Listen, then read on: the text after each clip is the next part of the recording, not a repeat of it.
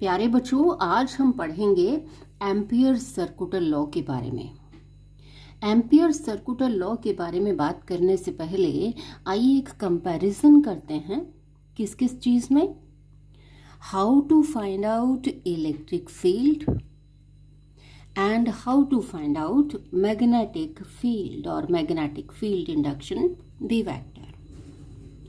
आप जानते हैं कि E vector can be evaluated by using Coulomb's law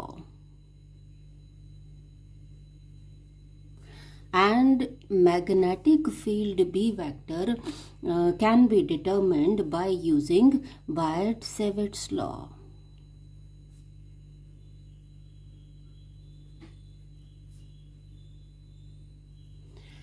But more convenient, more easy and more appealing method of finding out electric field is Gauss law.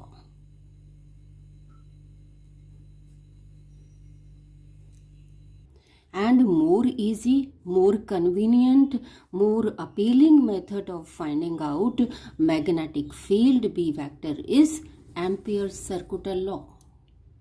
Gauss law में हम लिखते हैं surface integral of electric field vector E vector means E vector dot ds vector over a closed surface S equal to 1 over epsilon naught times the total charge enclosed by this closed surface S. इसके parallel, इसके analogous electromagnetism में हम लिखते हैं B vector dot उसी तरह से D L vector small path length vector. Its line integral over a closed path L, whose length is total length of the closed path is L. This is equal to mu naught times the total current enclosed by the closed path. बच्चों, this is Ampere's circular law. अब आप कहेंगे कि मैंने ये सीधा क्यों नहीं बता दिया कि line integral of magnetic field B vector over a closed path L is equal to mu not times the total current enclosed by the closed path. Actually while marking answer sheets मैंने ये realise किया कि जब ये पूछा जाता है, ampere circular law पूछा जाता है एग्जाम में, तो कुछ स्टूडेंट्स गॉस लॉ लिखते हैं और जब गॉस लॉ पूछा जाता है तो कुछ स्टूडेंट्स एम्पियर सर्कुलर लॉ लिखते हैं. तो मैंने सोचा कि आप इन दोनों को समझ लें, क्या डिफरेंसेस हैं, क्या सिमिलैरिटीज़ हैं. देखिए कि दिस इज इन इलेक्ट्रोस्टैटिक्स, जहाँ पर कि चार्ज एनक्लोज्ड है by a closed surface S, और यहाँ ये लाइन इंटीग्रल है, line integral of magnetic field B vector over a closed path जिसकी की टोटल लेंथ है एल. यहाँ एनक्लोज्ड है current I by closed path. ये ई वेक्टर, ये बी वेक्टर डॉट उसी तरह से D S vector small area vector of this closed surface. Here small length vector of part of this total length L. यहाँ absolute permittivity of free space in or in vacuum, absolute permittivity of vacuum, और यहाँ absolute permeability of vacuum. यहाँ charge enclosed है, यहाँ current enclosed है. तो चलिए state कर लेते हैं एम्पियर सर्कुलर लॉ को. It states that line integral of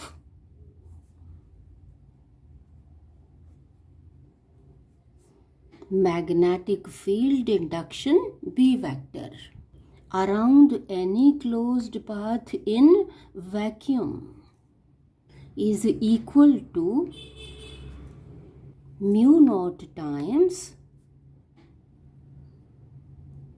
the total current enclosed by the closed path, that is B vector dot dl vector, its line integral over closed path L is equal to mu naught times the total current enclosed. चलिए इसको prove करते हैं. Let us consider an infinitely long straight conductor carrying current I. This conductor is placed perpendicular to the plane of the paper. अब जब current flow कर रहा है इस कंडक्टर में से तो मैग्नेटिक फील्ड सेटअप हो जाएगा around the conductor in the form of concentric circles, और ये सर्कल्स होंगे in the plane of the paper, in horizontal plane, because the conductor is perpendicular to the plane of the paper. Let us consider one such circle, one closed path at a distance r from the conductor.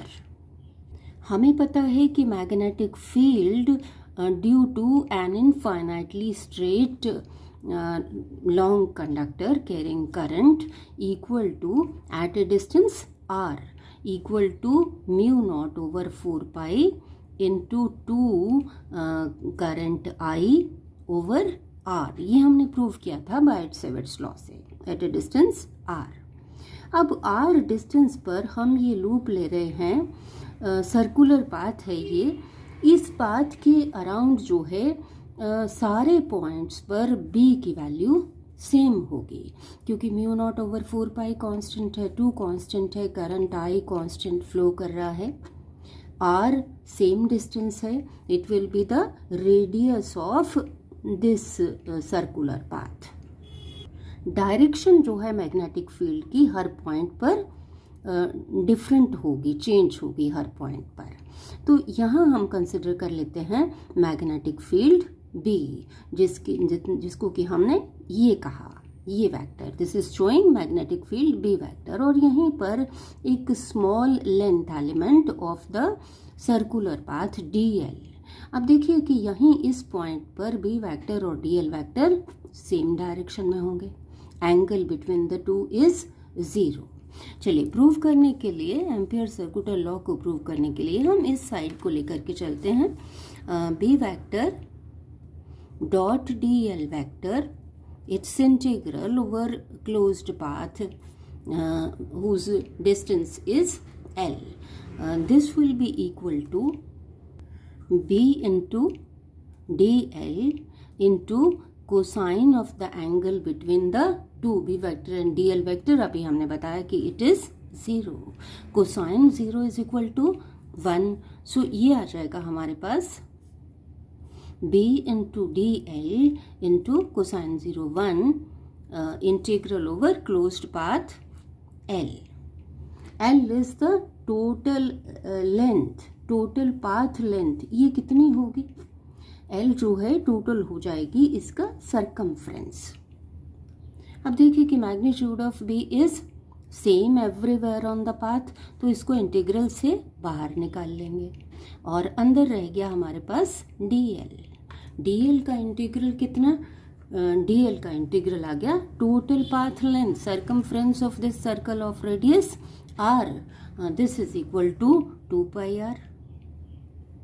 ये integral आ गया equal to 2 pi r. So b into 2 pi r, b की value लगा देते हैं. b is equal to mu naught over 4 pi into 2i over r into 2 pi r.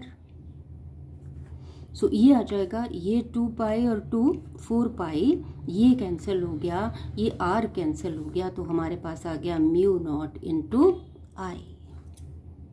अब यहाँ देखिए कि करंट I, यहाँ पर एम्पियर सर्कुलर लॉ में बात है टोटल करंट की, total current enclosed by the closed path. अब यहाँ देखिए कि यहाँ here the current I cuts the circuit only once, तो टोटल करंट I जो है that will be equal to this I. तो इसकी जगह हम लिख सकते हैं म्यू नॉट इंटू I. अब ये चीज़ आपको क्लियर होगी जब हम एप्लीकेशंस पढ़ेंगे, जब हम अप्लाई करेंगे एम्पियर सर्कुलर लॉ को टू सोलेनॉइड एंड टोरॉइड. सो बच्चों, this is the statement and proof of Ampere's circular law. Thank you.